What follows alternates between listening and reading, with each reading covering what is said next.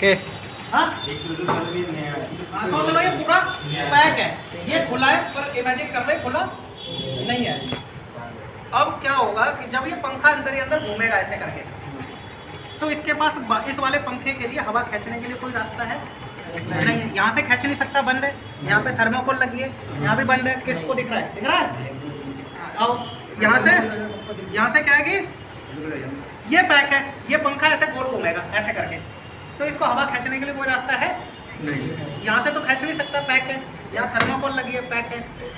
और यहाँ से तो खींच नहीं सकता क्योंकि यहाँ तो पैक नहीं है सर। यहाँ से खींचेगा तो वो खींचेगा यहाँ से। ये कमरे की तरफ लगा हुआ, कमरे के अंदर। अब कमरे की सारी हवा को ऐसे घुसेगी हवा, और हवा जब इसके अंदर टकराएगी तो छोटे छोटे देखो तिल्लियाँ हैं, ये आर पार हो जाती है हवा। लेकिन हवा क्या होगी, थोड़ी देर इसमें रुकेगी।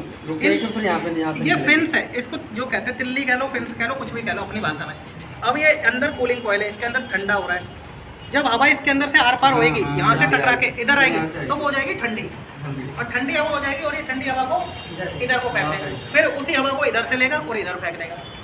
मतलब ऐसे कूलिंग तुम्हारे कमरे में, मतलब मेन चीज ठंडी ये कर रही है। हाँ। स्प्लिट एसी में भी ऐसे होता है। स्प्लिट एसी पूरा अंदर की गर्मी खींच लेगा और यहाँ से खींचेगा, तिल्लियों से टकराएगी हवा और इस पंखड़ी तक आएगी, और ये इधर फेंक देगा कमरा। पंखड़ी लगी रहती है। ठीक है। अब आओ इस तरफ। अब इस तरफ के पंखे का और इस तरफ के पंखे का कोई रोल एक दूसरे से नहीं है, क्योंकि बीच में ये हमने वो लगा रखा है दीवार, दिख रहा है। अब जब कंप्रेसर चलेगा तो पंखा तो दोनों ही घूमेंगे एक साथ इस तरीके से। जब पंखे इस तरीके से घूमेंगे तो होगा क्या, कंप्रेसर चलेगा, ये गर्म है, ये भी गर्म है, अंदर गर्माहट हो जाएगी। अच्छा, इतने में गर्म है। तब जब ये पंखा जब ये ऐसे घूमेगा, ये वाला पंखा तो हवा इधर फेंकेगा और ये वाला पंखा बाहर इधर को फेंकेगा। अब वो क्या करेगा, यहाँ पे जाली होती है इधर को, छेद होते हैं, वो छेद बाहर के आसमान की हवा खींचेगा और यहाँ से हवा अंदर जाएगी और इसको ठंडा कर, कंप्रेसर को ठंडा करेगी, फिर इसको ठंडा करेगी और बाहर निकल जाएगी। और इस तरीके से इस पंखे का और इस पंखे का आपस में कोई लेना देना नहीं है, पर यूज करा है सिर्फ एक ही पंखा।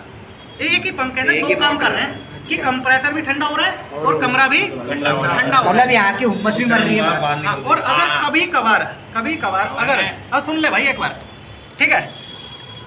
अब मान लो यहाँ से हवा गई, अब इसको देखो ध्यान से, कैमरामैन जरा इधर को लगाओ, जूम करो, ये देखो पूरी गंदगी है। जब बाहर की हवा खींचेगा तो धूल मट्टी भी होगी, तो धूल मट्टी इसमें अटक गई। अब धूल मट्टी अटक गई तो कंडेंसर ठंडा हो नहीं पाएगा, क्योंकि हवा इधर ही टकरा जाएगी, बाहर निकलेगी नहीं। तो कंप्रेसर पे लोड पड़ेगा, कंप्रेसर के धीरे धीरे एम्पियर बढ़ेंगे, जो सिखाया था। क्योंकि जब गर्म हवा बाहर नहीं निकल पाएगी तो एम्पियर बढ़ेंगे और कंप्रेसर बंद हो जाएगा। तो इस कंडीशन में क्या होता है कि कंप्रेसर चलता है अच्छे तरीके से, जितने उसे एम्पियर लेने होते हैं 5-6 जो लेता है, फिर धीरे धीरे 7 हो जाते हैं, 8 हो जाते हैं, 10 हो जाते हैं, 12 हो जाते हैं, क्योंकि वो चल रहा है, हवा फेंक नहीं पा रहा। 15-16 होते ही बंद हो जाता है। अब कूलिंग होएगी नहीं इतने में, तो मैकेनिक को बुलाते हैं, जिसके घर में ये एसी होता है। मैकेनिक कहता है कूलिंग तो हो नहीं रही, वो झूठ बोल देता है गैस डलेगी, और यहाँ से साफ कर देता है अच्छे से और फिट कर देता है और गैस के पैसे ले लेता है। और सर इसमें सर्विस करना, पर तुम्हें ऐसा कुछ नहीं करना है, ईमानदारी से काम करना है, बढ़िया तरीके से। लालच नहीं करना, लालच नहीं करना है, क्योंकि मेरा नाम मत डूबने देना, क्योंकि ईमानदारी से काम करना है। नहीं सर, किसी का बेईमानी का पैसा लेके कुछ नहीं मिलना, ठीक है। ईमानदारी से काम करना है। ये मैं तुम्हें इसलिए जानकारी दे रहा हूँ ताकि दूसरे बंदे ऐसा करते तुम्हें भी सचेत रहना है। कल तुम्हारे घर में भी कुछ एसी खराब होएगा, किसी मैकेनिक को बुलाओगे तो वो तुमको बेवकूफ ना बना देगा, इसलिए मैं बता रहा हूँ इस चीज को। अब देखो यहाँ से हवा खींचेगा तो सारी गंदगी इधर है, इधर साफ है, इधर ध्यान से देखो, इधर देखो, इधर साफ है, ठीक है। अगर सारी हवा यहाँ से खींच रहा है, ऐसे जा रही है, तो इधर साफ है, इधर गंदगी है। तो अगर एसी की सर्विस ठीक से नहीं है तो धीरे धीरे कंप्रेसर के एम्पियर बढ़ेंगे और एसी बंद हो जाएगा। अगर कंप्रेसर ही खराब है तो वो तुरंत ही धीरे धीरे नहीं बढ़ेगा, एक ही बार में बढ़ जाएगा। चालू करो और एम्पियर ज़्यादा, टाइम नहीं लगाएगा। और एसी की सर्विस की दिक्कत है तो चालू करने के बाद थोड़ी धीरे धीरे बढ़ेगी, थोड़ी देर बाद बंद होएगा, तुरंत बंद नहीं होगा। यानी एम्पियर लिए, आपने बटन दबाया, एसी चालू हुआ और एसी चालू होते ही एम्पियर आ गए 50 और बंद। सर्विस की दिक्कत होगी ना, तो एक कंप्रेसर ने पहले ही बोल दिया मैं नहीं चलूँगा।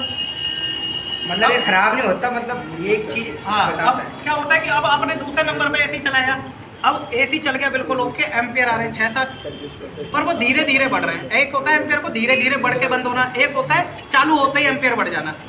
जो धीरे धीरे बढ़ रहे हैं उसमें एसी की सर्विस की दिक्कत है, जो चालू करते ही एम्पियर ज़्यादा है तो कंप्रेसर चल नहीं रहा। कैपेसिटर इसके साथ लगा होता है कि कैपेसिटर देखो, क्योंकि पीसीबी का तो काम है इस कंप्रेसर को 220 वोल्ट देना, पर कंप्रेसर 220 से तो चल नहीं जाएगा सर, उसके लिए कैपेसिटर भी होगा, यहीं कहीं लगा होगा, उसका इधर कोने में कहीं जगह होती है वहीं पर लगा होता है सर, इस साइड होता है।